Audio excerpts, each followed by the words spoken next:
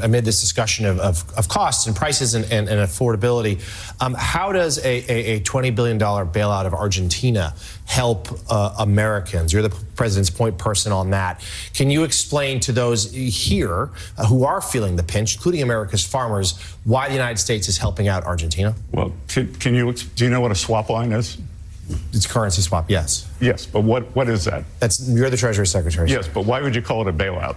That is how... In most bailouts, you don't make money. The U.S. government made money. We used our financial balance sheet to stabilize the government.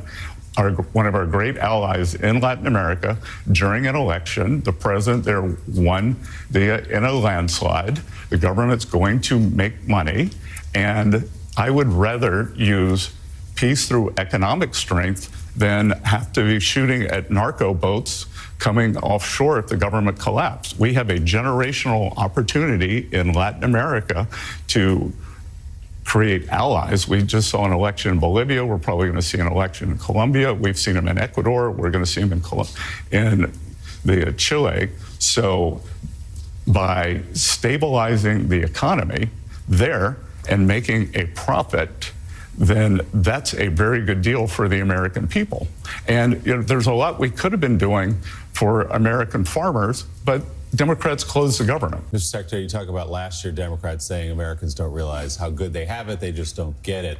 It seemed to be what the president was suggesting in the interview last night with Laura Ingraham. Here's what he said. But other things, as you noted, have gone up. Beef, coffee, auto repairs. Is this a voter perception issue of the economy, or is there more that needs to be done by Republicans on Capitol Hill or done in terms of policy? More than anything else, it's a con job by the Democrats.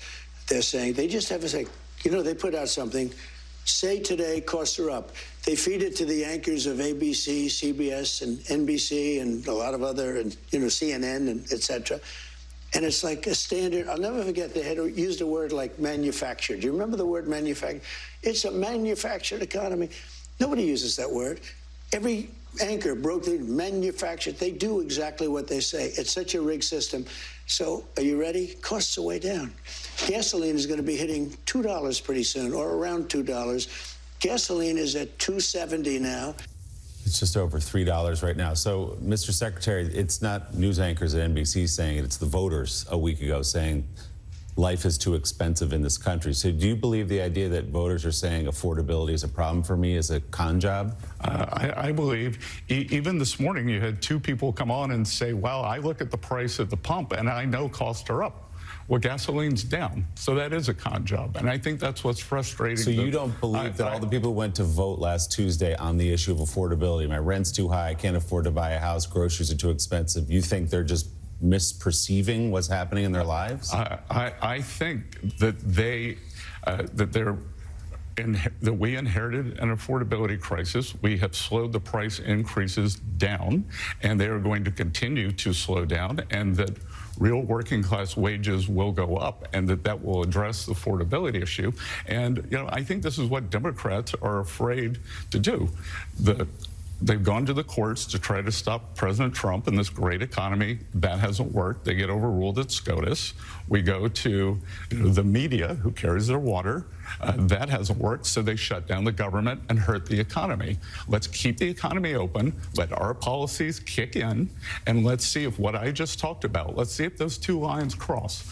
Costs come down, real wages go up, and then we can have an election next November. You can blame the media. I understand that's part of your job, but let's talk about voters who are saying life is too expensive. Not just talking about Democrats in New York City who might have voted for Mayor-elect Mamdani, ranchers, Republicans in red states saying things are too expensive. What do you say to them?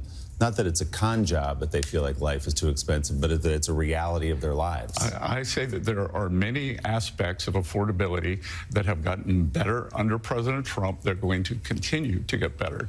I mean, unbelievably, Bloomberg had an article yesterday that said, oh, mortgage rates aren't down that much. Well, on Inauguration Day, a 30-year mortgage was 7.8%. Yesterday it was 6.22%. That is the single biggest component of buying a new home. And that is a gigantic drop. But it said, oh, they're just down slightly.